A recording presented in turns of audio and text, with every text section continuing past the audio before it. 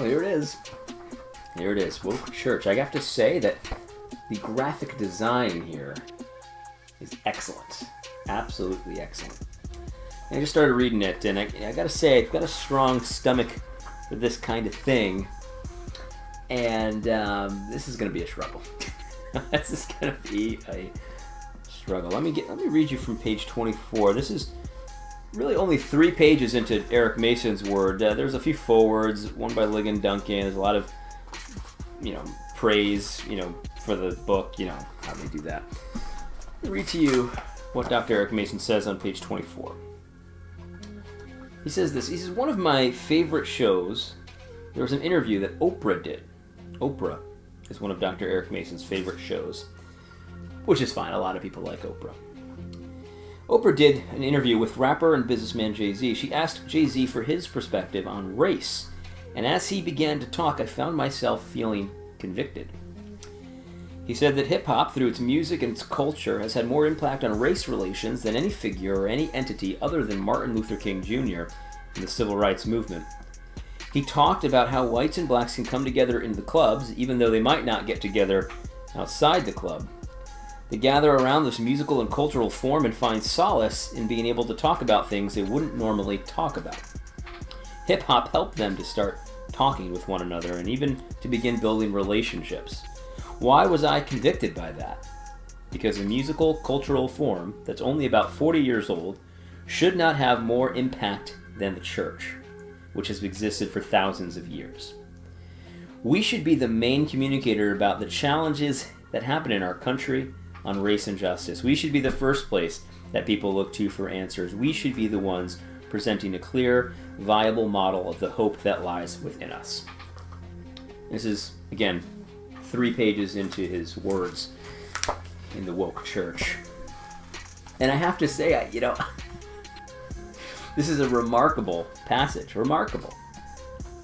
Jay-Z. Jay-Z? I used to listen to Jay-Z. I remember, this is a fun fact about me. One of the first bad things that I did as a child, really bad. I'm talking like things that were, beyond the pale.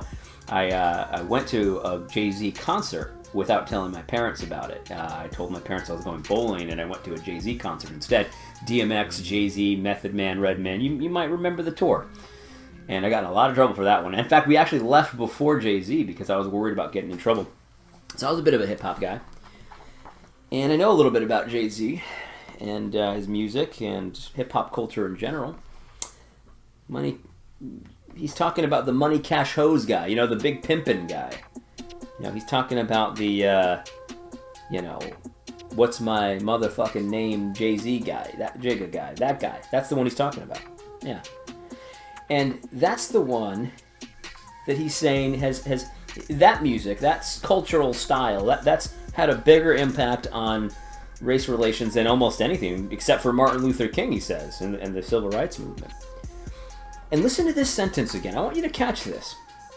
He says, why was I convicted by that? Because a musical cultural form that's only about 40 years old should not have more impact than the church, which has existed for thousands of years. That's what he's saying, that the hip-hop, money, cash, hose, that kind of thing, big pimpin', has had more impact, a positive impact, on race relations than the church has. The Church of Jesus Christ, the Alpha and the Omega, the beginning and the end, the King of Kings, the Lord of Lords, his church, has had actually a worse impact on race relations than hip-hop culture. Here's what I have to say about this. It's as preposterous as that is.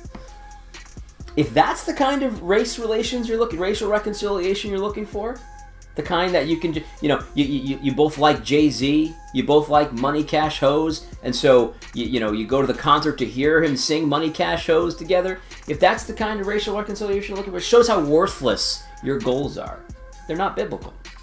They're just not biblical. If you think that hip-hop culture has had a more positive impact on race relations than the church, then you're more twisted up than I ever thought you were. I mean, it's just that simple. It's just that simple. Like I said, I've been to these concerts before, and I've had many friends of many colors, right? And so you could say that, well, it's because you were in that hip hop culture, it had a positive impact on your race relations. No, it's not. It's because my parents were Christians and they taught me to treat people with love and respect regardless of their skin color. That's a church thing, by the way. It's just not. And my parents didn't just come up with that. They got that from the scriptures. They got that from the Bible. They got that from the Church of Jesus Christ. You know, the most powerful, influential entity in the entire planet.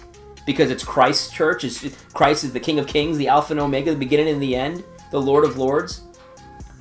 No, the church isn't worse on race relations than hip-hop culture, Dr. Eric Mason.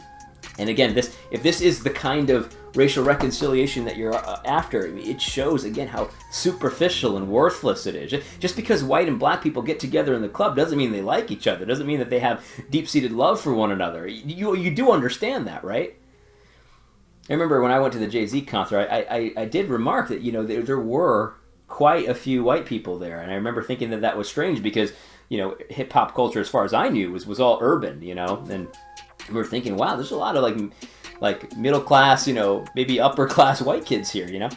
And, well, the tickets were like $100. I mean, I guess that's the only people who could afford it.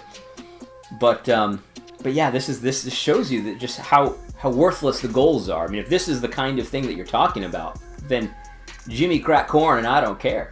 I just don't care. That's not what I'm interested in. I'm interested in actual reconciliation, the only kind of reconciliation that counts, the kind that Jesus Christ accomplishes for his church and that we get because we're in his church. And so we're connected to every believer around the world, in our communities, but also around the world. The Church of Jesus Christ is already multi-ethnic. You don't have to try. Christ has already accomplished that. The Holy Spirit has gone to all corners of the earth. And he has people everywhere. So you're connected to the brothers in Nigeria. I mean, you understand that. This is just one of the most ignorant, stupid ways to start a book.